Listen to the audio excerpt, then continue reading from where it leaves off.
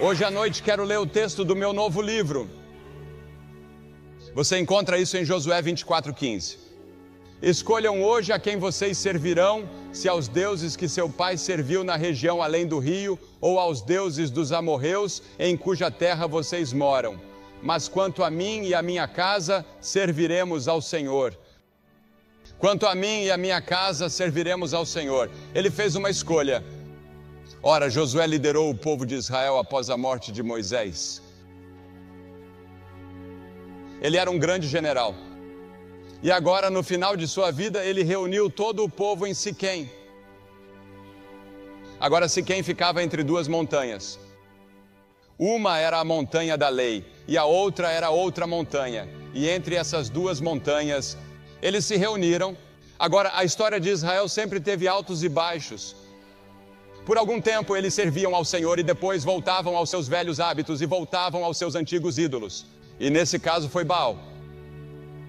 E ele estava dizendo a eles: vocês precisam fazer uma escolha entre Baal e Deus. Qual será? Em quem você vai votar? Sabe, temos provérbios antigos, creio que existam no norte da Flórida. Aquele que hesita está perdido. A procrastinação é o ladrão do tempo. Um ponto no tempo salva 9. Um pássaro na mão vale mais do que 2 no mato. Agora eles tomavam decisões e votavam independentemente do custo, por causa do que eles acreditavam. E Josué disse: estou reunindo minha família e vamos votar em Deus. Vamos servir ao Deus vivo e verdadeiro. Exteriormente, os seguidores de Deus, mas no fundo de seus corações eram idólatras. E Josué diz que essa condição não pode continuar. Você deve decidir se vai adorar esses ídolos ou se vai adorar o Deus vivo. E eles precisam decidir imediatamente. Esse foi o dia da eleição de Israel, o dia da decisão de Israel. Eles devem ser registrados a favor de Deus ou contra Ele. E você deve decidir esta noite. Há centenas de pessoas aqui esta noite que precisam decidir esta noite. E sua decisão esta noite, sim ou não, decidirá onde você estará daqui a 100 anos. Porque, como você vê, somente um Deus pode ocupar o trono do seu coração. As Escrituras dizem que o primeiro mandamento é: não terás outros deuses diante de mim. Eu, o Senhor, o Deus de vocês, sou um Deus ciumento. Hoje temos idolatria de maneiras sutis. Nossos atores e atrizes e acadêmicos, muitas vezes e até mesmo atletas, podem facilmente e sutilmente se tornar nossos deuses. Richard Phelps escreveu na revista Time, em setembro, sobre a morte de superastros do esporte por uso de cocaína. Ele disse que o problema é que os americanos tendem a pensar nos atletas como seres divinos. E às vezes isso é verdade. Exageramos demais com alguns dos jovens jogadores, e esses jovens às vezes simplesmente não aguentam e acabam se quebrando, porque é preciso ter experiência e maturidade para aceitar todo o dinheiro e toda a fama tão repentinamente em uma idade tão jovem.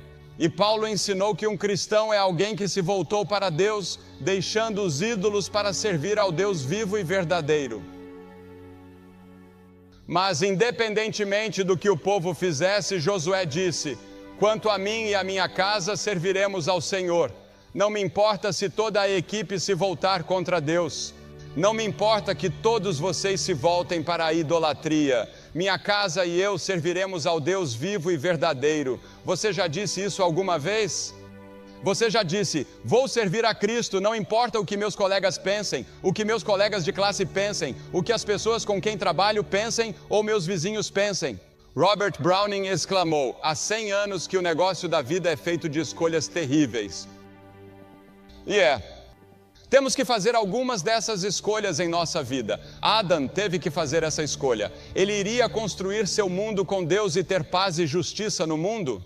Ou será que ele decidiu seguir seu próprio caminho e dar ouvidos ao diabo e desviou o mundo inteiro? O jovem rico veio a Jesus querendo encontrar ajuda espiritual e Jesus disse: tudo bem, você gostaria de ter a vida eterna? Ou o jovem rico disse: o que devo fazer para herdar a vida eterna? E Jesus disse: se você quer a vida eterna, faça isso e isso e isso e isso. O jovem rico foi embora triste porque não podia pagar o preço e Jesus não quis negociar com ele. Cada pessoa que já viveu tem que fazer a mesma escolha. Qual é a melhor para você? Agora, primeiro precisamos escolher 2 modos de vida, entre 2 modos. O profeta Jeremias escreveu: assim diz o Senhor, eis que ponho diante de vocês o caminho da vida e o caminho da morte. Em que estrada você está? Jesus Cristo disse: eu sou o caminho. Eu sou o caminho, venha a Cristo.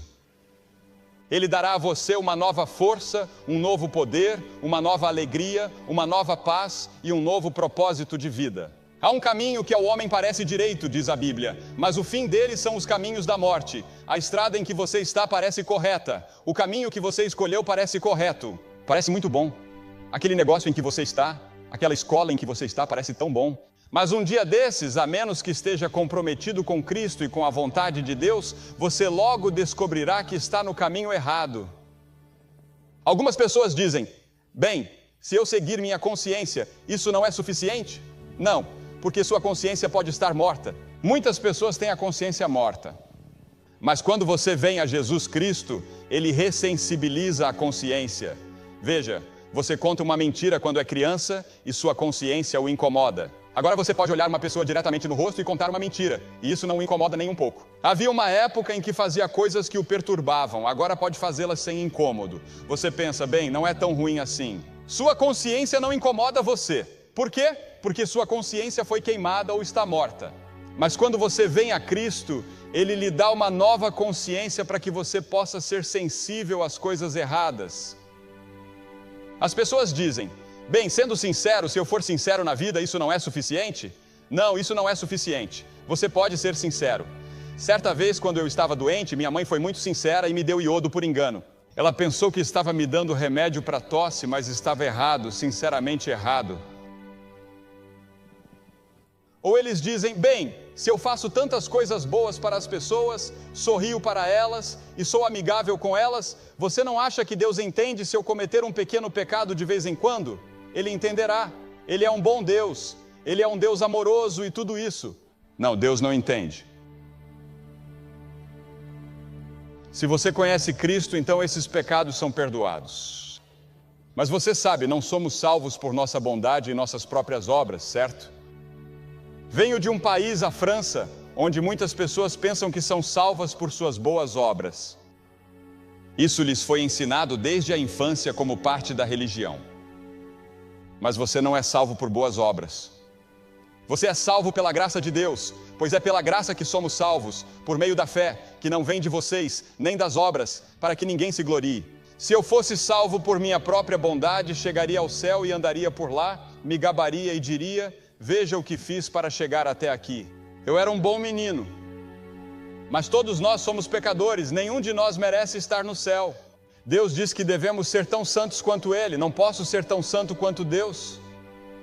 O que ocorre? Cristo veio, morreu na cruz e derramou seu sangue para me proporcionar uma santidade que eu não tenho naturalmente. E Ele fornece uma roupa, um tecido de santidade para mim e uma justiça que não mereço. Depois há quem diga: bem, me reformei? Sim, você pode reformar o resto de sua vida, mas não é só isso. Você precisa vir a Cristo, entrar pela porta estreita e andar pelo caminho estreito. Portanto, você tem uma opção. Você precisa votar em uma vida ou na outra. Qual será? Uma vida de entrega a Cristo como Senhor e Salvador, ou uma vida em que você se entrega a si mesmo e a seus próprios desejos, prazeres, luxúria, ganância e ciúmes? E então você terá que escolher entre 2 mestres. Jesus disse: ninguém pode servir a 2 senhores, porque ou há de odiar um e amar o outro, ou se apegará a um e desprezará o outro. Você não pode servir a Deus e ao materialismo. Precisa fazer uma escolha. Se você desprezar o outro, não poderá servir a Deus e ao materialismo. Você deve escolher não apenas 2 modos de vida, não apenas 2 mestres, mas você também precisa escolher entre 2 destinos. Qual é o destino de vocês? Onde você estará daqui a 50, 100 anos? Estarás em algum lugar. O verdadeiro você, seu corpo, talvez esteja na sepultura, mas você, o verdadeiro você, sua alma, seu espírito, a coisa que pensa e se lembra e ama e assim por diante, essa é a parte de você que viverá para sempre, seja no céu ou no inferno. e você tem que fazer uma escolha entre os dois. Salomão escreveu sobre o caminho para o inferno em Provérbios 7. C.S. Lewis, o grande professor de Cambridge e Oxford, costumava enfatizar que ninguém jamais teve tanto a dizer sobre o caminho para o inferno quanto Jesus Cristo, e ele estava certo. Por outro lado, ninguém jamais falou do céu com tanta clareza e autoridade como Jesus Cristo. Um dos programas mais populares da televisão no ano passado foi intitulado Highway to Heaven. Jesus Cristo é a estrada para o céu. Ele disse: na casa de meu pai há muitas moradas. Estivemos na Romênia no ano passado realizando reuniões e havia milhares de pessoas a perder de vista. E eles me levaram para um lugar chamado Moldávia. Eles nos levaram em um pequeno passeio turístico pelas colinas e montanhas e assim por diante. Eles nos levaram a igrejas e edifícios que foram pintados há cerca de 1000 anos com um tipo de tinta que nunca perdeu seu brilho e sua cor. E eles não sabem como fizeram isso. Eles acham que talvez tenham usado mel, mas não têm certeza. E todas as pinturas são religiosas porque as pessoas não tinham Bíblias, não tinham literatura cristã e não tinham como contar a história da Bíblia.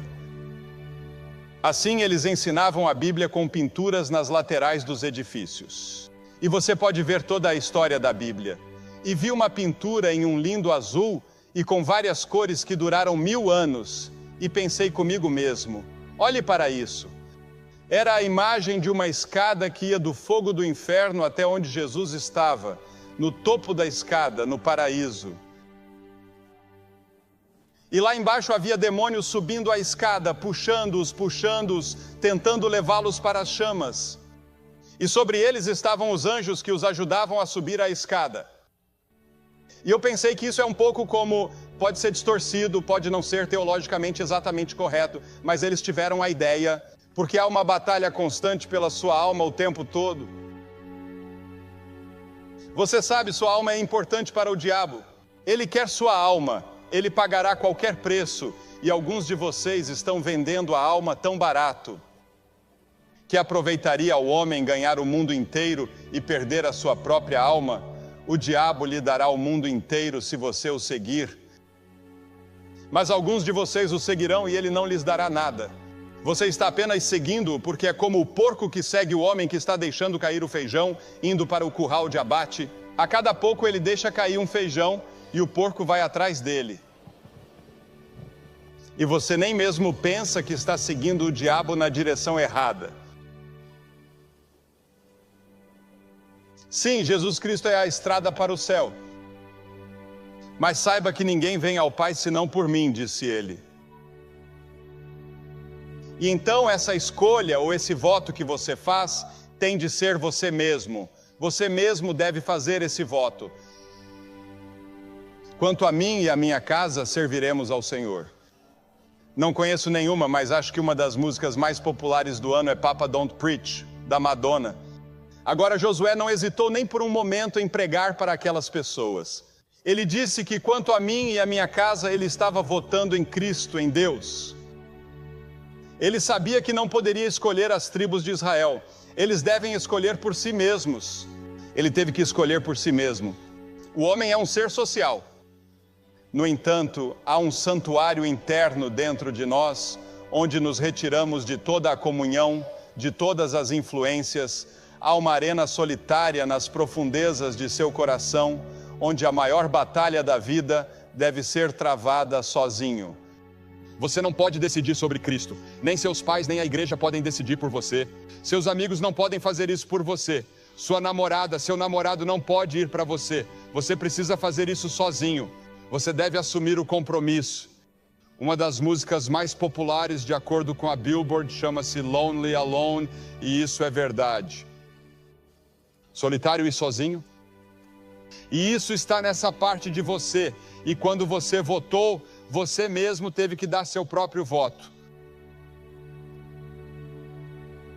Moisés disse: chamo o céu e a terra para registrar neste dia o que eu disse diante de vocês: vida e morte, bênção e maldição. Portanto, escolham a vida, você escolhe a vida para que você e sua semente possam viver. Isso afeta as gerações futuras, isso afeta seus filhos e seus netos. Uma decisão que meus avós tomaram anos atrás afeta a minha vida hoje. Lemos que uma geração antes Moisés havia escolhido Cristo. E o escritor de Hebreus relata como Moisés, considerando o opróbrio de Cristo, tinha mais riquezas do que todos os tesouros do Egito. Ele poderia ter sido o chefe de comando dos exércitos do Egito ou o faraó. Toda a educação e toda a riqueza do Egito eram dele. Ele deu as costas a tudo isso para sofrer com o povo de Deus. Ele escolheu Deus. Quem você está escolhendo? Em quem você está votando? Escolhendo antes sofrer a aflição com o povo de Deus do que desfrutar os prazeres do pecado por um tempo. Ah, sim, o pecado dá prazer por um curto período, mas logo acaba. A ressaca chega e não há nada que você possa fazer a respeito. Você estará lá, escolha Cristo e você nunca terá uma ressaca, a não ser alegria e paz para sempre. Isso não significa que Ele livrará você de todas as suas dificuldades, problemas e provações, porque isso não terá fim, mas podem ser diferentes. Deus os permite, isso faz parte do nosso processo de amadurecimento, é assim que Deus nos treina, mas no fundo há um rio profundo de alegria e paz em meio à vida que você está vivendo. Agora você não pode mudar seu passado, mas pode determinar seu destino decidindo-se por Cristo. Mas Cristo pode mudar seu passado. Ele morreu na cruz para que todos os pecados que você já cometeu, todas as coisas que você já fez de errado, sejam perdoados. Quando Deus perdoa, significa mais do que nós entendemos. Ele se refere à justificação. Isso significa que é como se você nunca tivesse cometido nenhum pecado. Esse é o poder do sangue de Cristo sobre o qual o ouvimos cantar há pouco. Sei que meus pecados estão sob o sangue. E a escolha envolve um preço. O apóstolo Pedro escreveu que vocês não foram resgatados com coisas corruptíveis como prata e ouro, mas com o precioso sangue de Cristo, o preço que Jesus pagou na cruz quando derramou o sangue de sua vida por vocês. Martinho Lutero disse certa vez que era o fundador, suponho, da Reforma, e o fundador, poderíamos dizer, quase um dos fundadores do protestantismo e certamente das igrejas luteranas. Ele disse que, quando olho para mim mesmo, não sei como posso ser salvo, mas quando olho para Jesus, não vejo como posso estar perdido. João Calvino, que fundou a teologia reformada em um sentido, e a igreja presbiteriana, disse: sobre uma vida que não vivi, sobre uma morte que não morri, penduro toda a minha eternidade. Eu a penduro em Jesus. John Wesley, o fundador do metodismo, quando estava morrendo, disse: minha mente está quase acabando. Lembro-me apenas de duas coisas. Sou um grande pecador, mas Jesus é um grande Salvador. Cristo é um grande Salvador. O que precisa fazer? Arrependa-se de seus pecados. Isso significa estar disposto a mudar seu modo de vida. Talvez você não tenha poder para fazer isso. Talvez você não tenha força para abandonar alguns dos hábitos que sabe que são errados. Talvez você não tenha poder para se apaixonar novamente por sua esposa. Talvez você não tenha poder para mudar toda a sua vida que você sabe que precisa ser mudada. Mas se você se render a Cristo, Ele lhe dará o poder. Você diz: bem, Billy, não sei mais o que fazer, fui batizado, entrei para a igreja e assim por diante, mas não tenho realmente paz, alegria e poder em minha vida. Tudo isso de que você está falando, como faço para obtê-lo? Se você não tem certeza de que está pronto para encontrar Deus, se não tem certeza de que vai para o céu e se não tem certeza de que seus pecados estão perdoados, venha e certifique-se disso esta noite. Acredito que nenhum de vocês está aqui por acaso esta noite. Acredito que você está aqui nesta noite em particular, porque esta é a noite em que você deve encontrar Deus de uma nova maneira e recebê-lo em seu coração. E essa é uma decisão urgente, pois adiar torna a decisão certa mais difícil. A indecisão em si é uma escolha. Não decidir é decidir não decidir. Se você tem uma passagem para um voo para Atlanta hoje à noite e não consegue decidir se vai ou não, se esperar até o horário de partida, a escolha já terá sido feita. O avião vai decolar sem você. As decisões são tomadas, quer você as tome ou não. O tempo decide se você não o fará. E o tempo sempre decide contra você. Joel disse: coloque você na foice, pois a colheita está madura. Venham vocês, multidões, multidões, para o vale da decisão, pois o dia do Senhor está próximo no vale da decisão. Agora é o tempo aceito, diz a Bíblia. Venha agora enquanto você pode. Você pode não ter uma chance amanhã. Hoje é o dia de você votar totalmente em Cristo.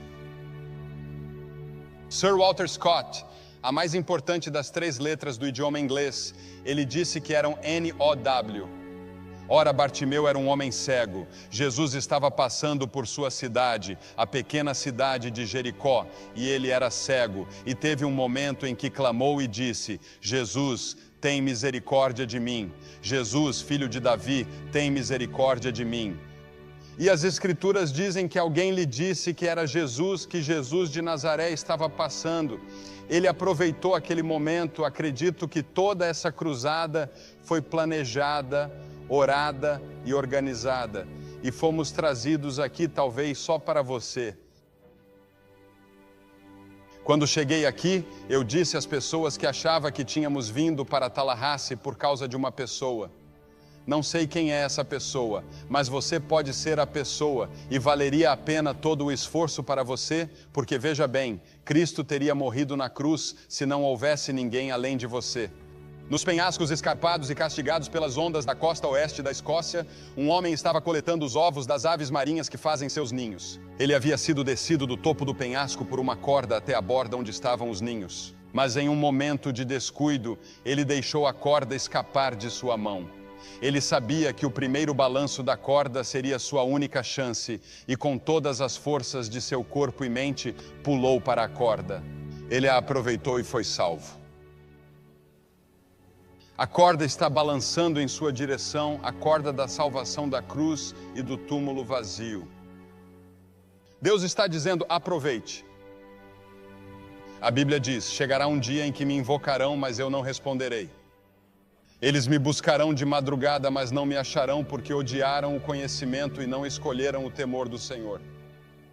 Chegará um dia em que você clamará a Deus, mas será tarde demais. Vem agora. Talvez nunca mais haja algo assim em sua vida em Tallahassee. Nunca mais quando você estiver tão perto do reino de Deus. Vou pedir a você que faça algo que vimos várias centenas de pessoas fazerem nos últimos 2 dias. Vou pedir a você que se levante de seu assento, venha e fique de pé em frente a esta plataforma e diga: ao vir, entrego meu coração a Jesus Cristo. Quero ter certeza que estou pronto para encontrar Deus. No primeiro dia em que estivemos aqui, veio a esposa de um pastor. Vieram pessoas do coral, veio um contínuo. E Deus está falando com você. Você pode ser o melhor cristão da cidade, pelo que as pessoas pensam, mas no fundo você sabe que não é. Você precisa se render a Cristo e fazer dele o Senhor e Salvador de sua vida. Por que peço que você se apresente? Porque cada pessoa que Jesus chamou no Novo Testamento, ele chamou publicamente. Ele disse: se você não estiver disposto a me reconhecer diante dos homens, eu não o reconhecerei diante de meu Pai que está nos céus. Ele morreu na cruz publicamente por você. Agora você deve vir publicamente e dizer sim a Ele. Vou pedir a todos que estejam em atitude de oração quando vocês se levantarem e vierem. Homens, mulheres, jovens, votem hoje à noite e votem em Jesus. Sabe que precisa dele. Vamos aguardar você rapidamente lá de cima e por aqui. Deus está falando com você. Você vem.